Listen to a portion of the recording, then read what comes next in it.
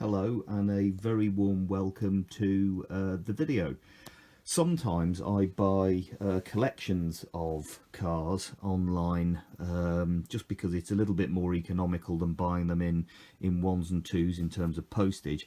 And I've recently bought this old 1960s Matchbox carry case, which sort of came included with an old sort of cardboard roadway that looks fairly long in the tooth as well. It's not full, but it's got, I'd say it's about 3/4 full. So let's take a look inside. Just unwrapped it from all its bubble wrap glory there, and let's have a quick look and see what's inside. Okay, so we've got, I mean, it's good that all 4 trays are there, because storage of these little cars does seem to be a bit of a nightmare. But just a quick look to show the sort of vintage. I'd say they're mainly sort of 1960s things. I don't see anything newer than that with super fast wheels. Same there as well. So maybe if we take a little canter through and see what there is, feel free to join me. So let's go through them very quickly. I think there are about 30 odd, so I'll do so quite quickly, I think. But the first one that you see here is a Daimler. This is a mid-60s. I think most of them are a mid-60s, and it was introduced to replace a previous Lesney Routemaster.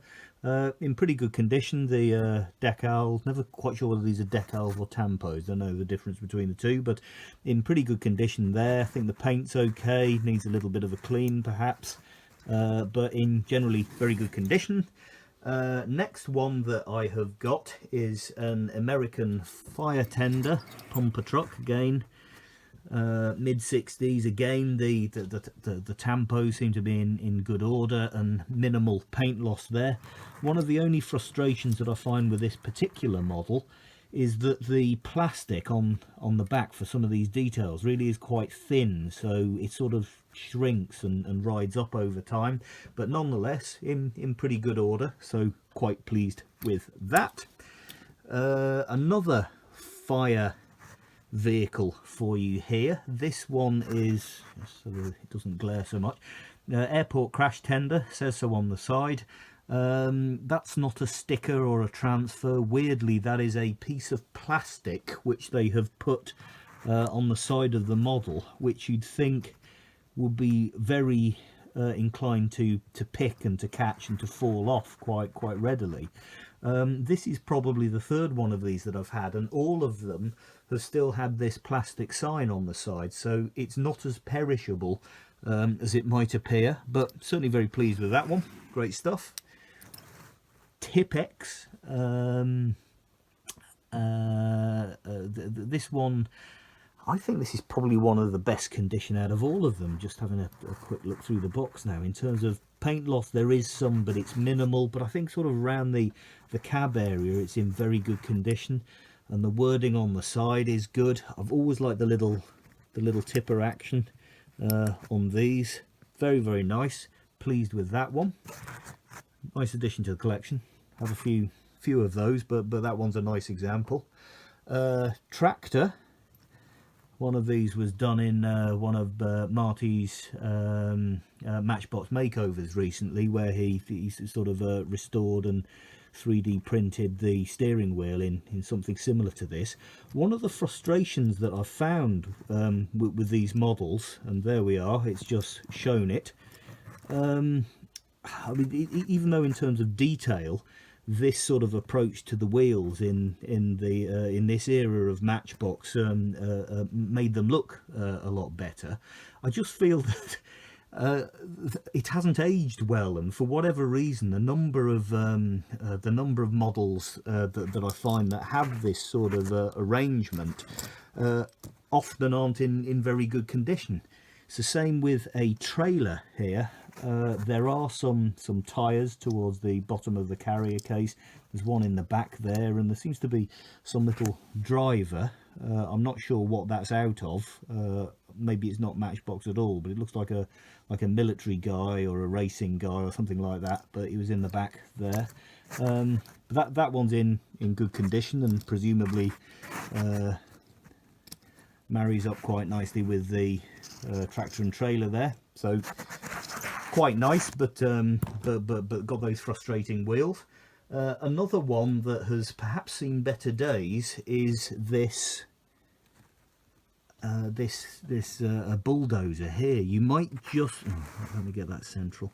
You might just be able to see that the tracks on it were present, and clearly this case that I've bought has been in there for a while now, because at the bottom of the case you've got all these little bits of track, and you know, this thing hasn't been played with in years, and it's perished, and consequently new tracks would have to be bought to restore this. Not 100% sure how you'd attach them actually, but anyway, that's something I can have a look in slower time. Otherwise in good condition though, in terms of paint loss and general wear.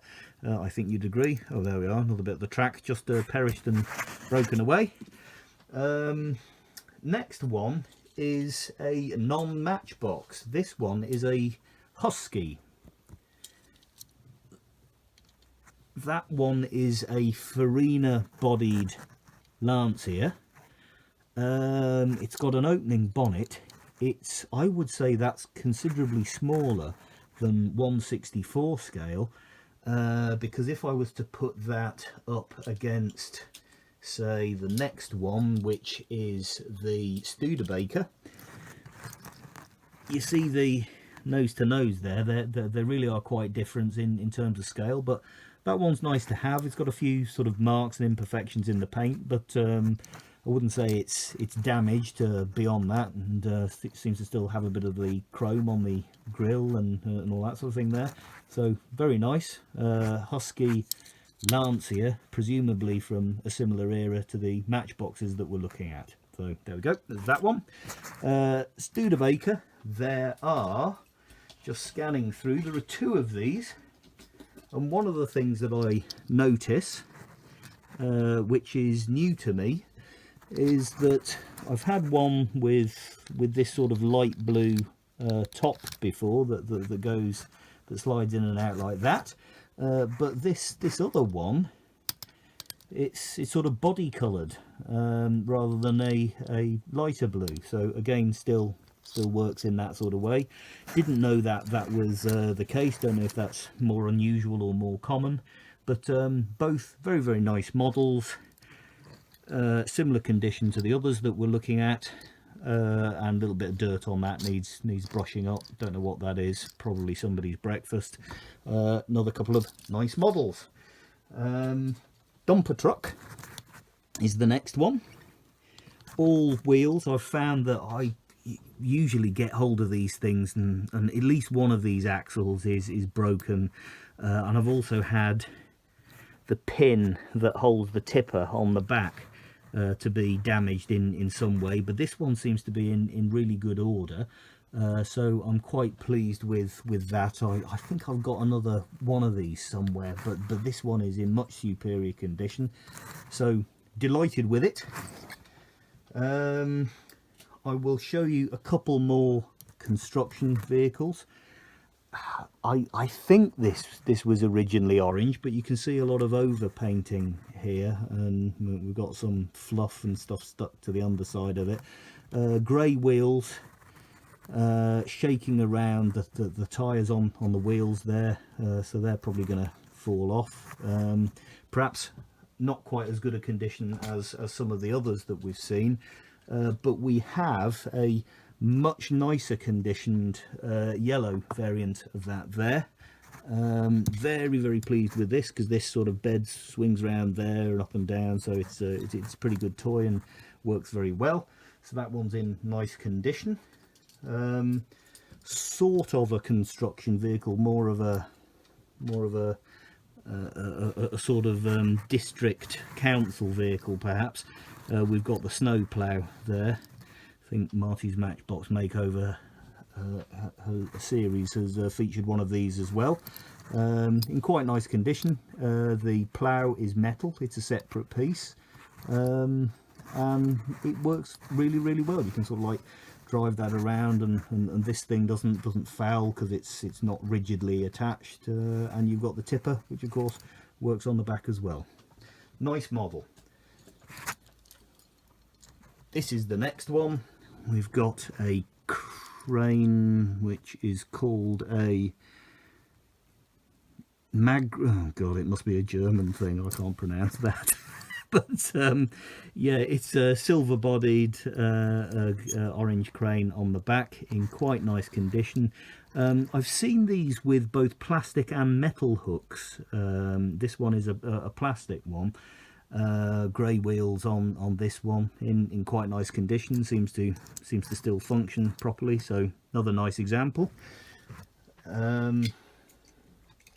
Another bin lorry. This is a non-matchbox, this one's a Husky, but it's got quite a nice tipper action on this one. Bit of dirt that seems to have eaten away a little bit of the chrome plating on the model. But often the suspension on these old Huskies can collapse around this area here. This one doesn't seem to have done that, seems to still freewheel okay. So very pleased with that one.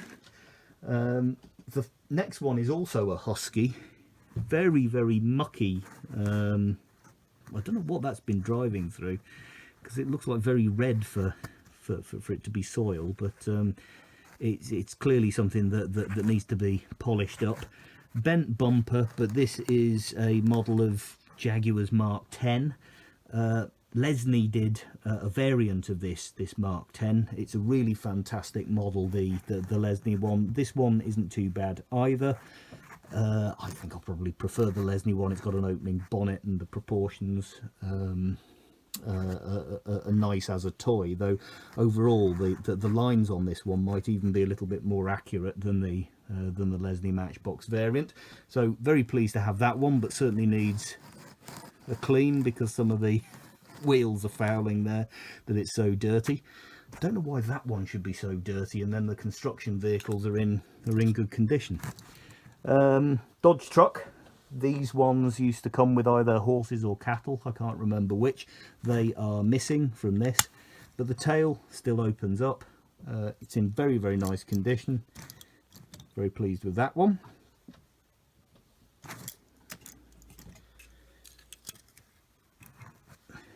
This one is the VW camper van with the little opening doors there.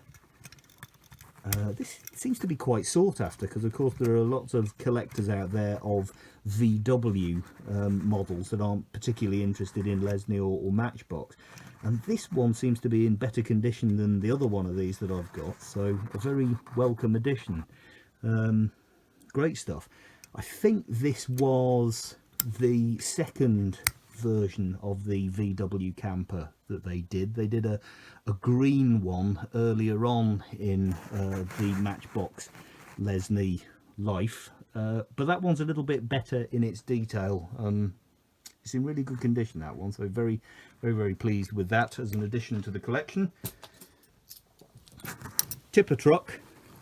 Matchbox Marty's Matchbox makeovers indeed. Again featured one of these, a really battered and misshapen one. This one has got the paint loss which seems to be typical against some of the other models, but the axles are very straight on these. In fact, none of the axles have been bent on any of the models that I've seen so far, so they all roll really well. Tipper action still works. Very pleased with that one. The next one is called a Royal Tiger coach. No opening parts or any particular features on this, but what a futuristic looking thing this must have been in the 60s. I don't think I've ever seen a real one of these on the road, but I assume it's it's not a fantasy model. It's a licensed model, simply because it would have a more generic name, like, I don't know, you just say coach or something underneath. But nice one, that. No interior, so not quite as detailed as the Greyhound coach that Lesney also produced. Maybe this was some kind of forerunner to the Greyhound coach that they later modelled. Very nice condition. Another cattle truck with the Dodge bodywork on it. Again, missing the animals, but this perishable plastic can really crack and break away very easily on some of these models over the years. This one hasn't suffered that, so very pleased to see that. With this next model, we are getting down to the final tray. So this one is the Comma Rent-A-Set van. This is the one that came back in the day with 3 red televisions in the back and also an aerial. So that came in the back just behind that sliding door there, and the aerial used to mount in the top there. Again, this has been restored online, so the intricacies of this very simple sliding door, but it's sort of charming in how well it works. It is out there online. Even though there's quite a lot of paint loss on this one, the transfers seem to be in very good condition, and it seems to be the other way round. When I get a lot of these, sometimes you get decent paint, but these are quite these transfers are quite scratched, so very happy with that. I think there's also a ladder that may be on the roof of that one as well. I don't remember. I've never had one with all the bits.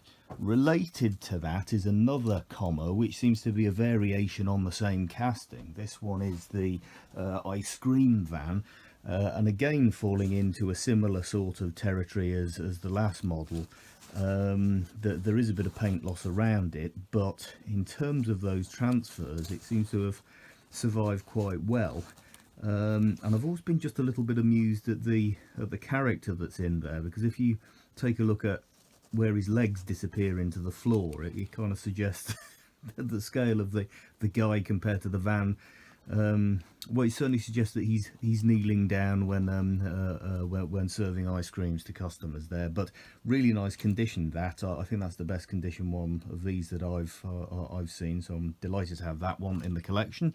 Next one is the only Corgi in the case. This one is the Ford Transit Mark 1.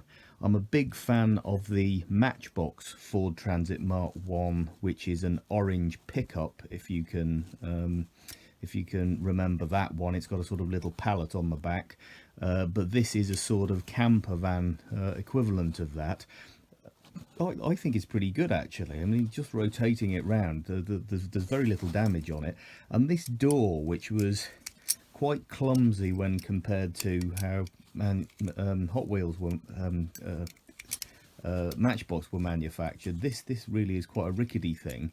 So that would snap off quite a few of the other ones of this model that I've seen. So it's great that that's in one piece. So extremely happy with that one. Starting to come into a collection of Foden trucks, and big disappointment with this particular one, because for some reason this rivet here has failed, and the base to the cab has fallen away with the front set of wheels, which unfortunately kind of kills the model. And otherwise it was pretty good. Tate and Lyle, Liverpool and London on the transfer there, so based on real trucks at the time. Always like these Foden trucks. There's just some period style with the fronts of those, and I think this is probably one of the earlier models as well. This might even be late 50s, so maybe I'll find a spare bit to fix that one. But there are another couple of Fodens in here. This next one is, as you can see, a cement mixer truck. It doesn't rotate that freely, this particular one. I'm not sure how freely these typically do rotate. It does go round, but but it's sort of quite firmly mounted in there. But you know, we're clearly going back to an early model, because there's no glass in this one, no interior, much like the last Foden that we looked at, but still got, you know, for a truck, that's quite a nice face to it. I think this is the first one of these that I've had where this rear piece is in good condition. So I'm very pleased to have this one in the collection. The final Foden is this one, and I like this one a lot. I think that, you know, if you were to say to me, oh, it's dark brown with an orange tipper on the back, it sounds like it doesn't quite match, but it actually looks really good, and particularly with the decals being in such good condition. Just a minor scratch on some of the lettering, and minimal paint loss considering the age of this. Again, the nice Foden face to the truck there. Unpainted,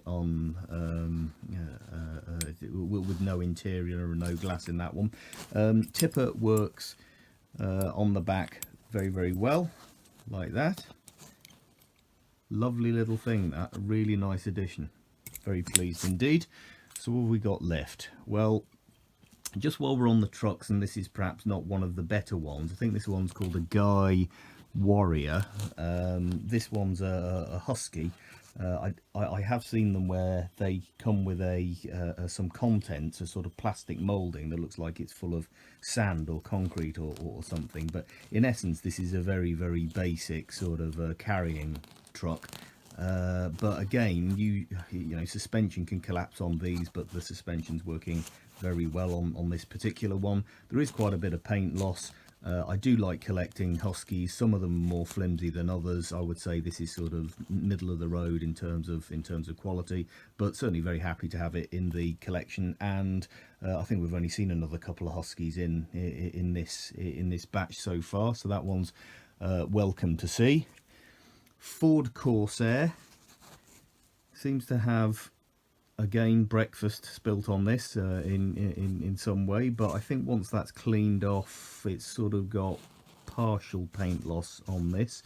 In terms of, you know, is it damaged? All of these cars have been pleasingly in pleasingly good condition, in terms of, you know, they haven't had bent axles, or they haven't been given to particularly young children who've chewed the tow bar or anything of that nature. So minor paint loss is something that doesn't worry me, and I don't personally, I wouldn't put that in a restoration queue, so very happy with that as it is, to add to the collection. Oh, and remember, of course, this one originally came with a little green plastic canoe. I've never actually seen one of those. All the ones of these that I've seen, that canoe has long since been lost, but what a nice little model that one is otherwise.